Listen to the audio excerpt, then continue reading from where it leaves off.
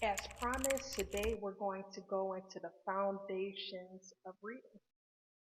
First, I have a question for you. Does your child know their ABCs? I know, you might say yes.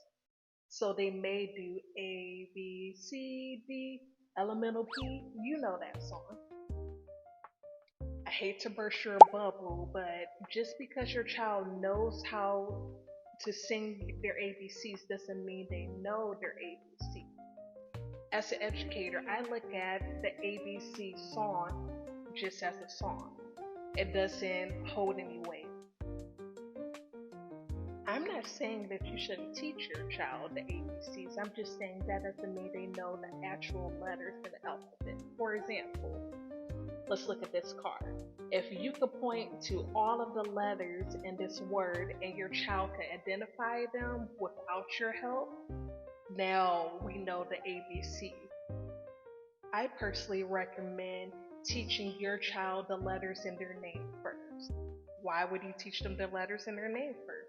Because you want your child to get acclimated with your name. You want them to know what it looks like. You know, you want them to be able to write their name. So start off with their name.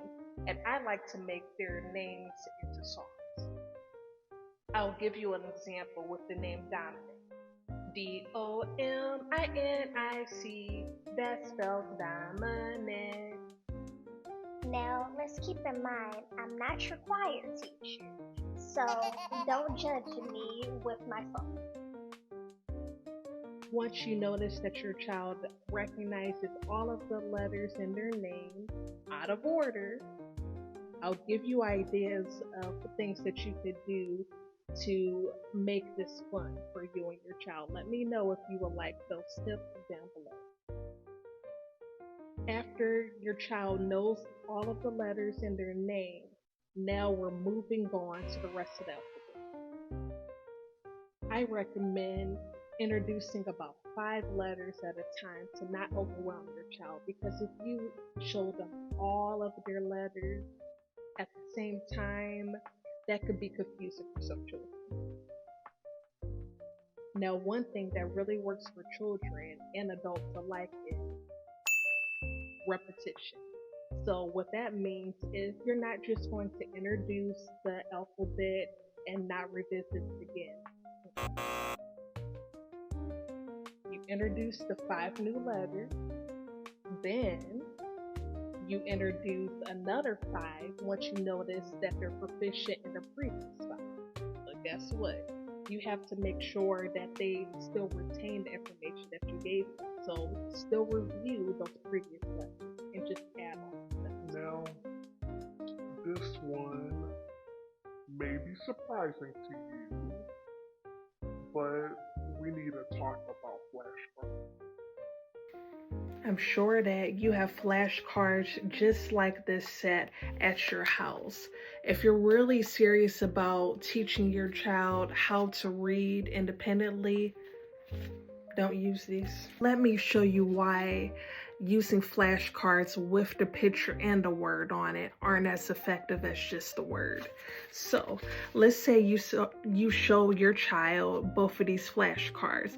They tell you that this is a dog. You get super excited.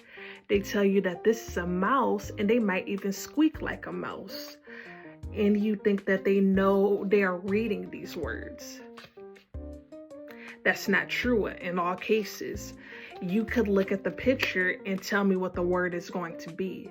So it's more effective if you don't have the picture and you tell me what the word is. Now that your child can recognize all of their letters, it's time to add the letter sounds.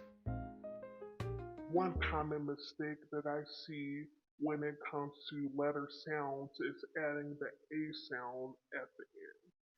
For example, bat, cat, dad. There's a lot of that going on.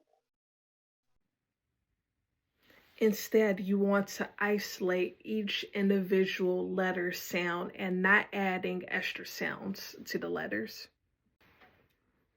There's a lot of different ways that you could do this, but here are some of my favorites.